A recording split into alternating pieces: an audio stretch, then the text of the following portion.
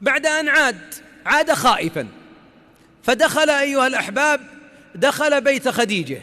وهنا لاحظ كم كان عمر خديجة رضي الله عنها يوم أن بعث؟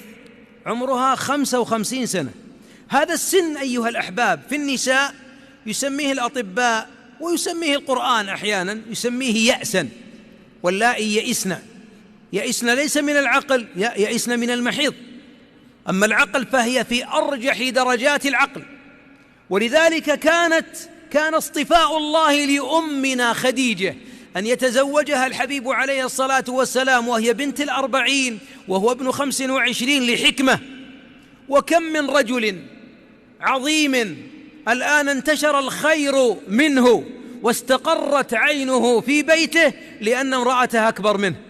ولهذا قول بعض الناس أتزوجها وهي أكبر مني ب4 أيام و3 ساعات، يا أخي الحبيب، ولا يضيرك أن تكون أكبر منك إذا كانت صاحبة دين، فلربما كبيرة السن لأصحاب الهمم الكبيرة أنفع من صغيرة السن.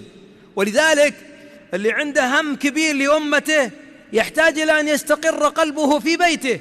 والذين يقولون ربنا هب لنا من أزواجنا وذرياتنا قرة أعين، لماذا؟ لأنهم يريدون أن يكونون للمتقين إماما. فكيف تكون للمتقين إمام ومشاكل البيت؟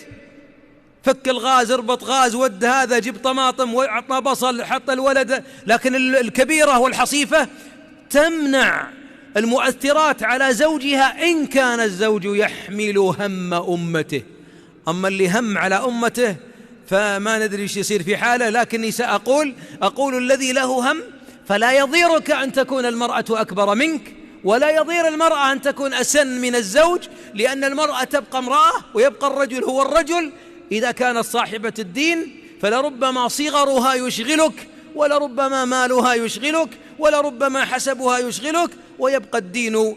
اظفر بذات الدين تربت يداك.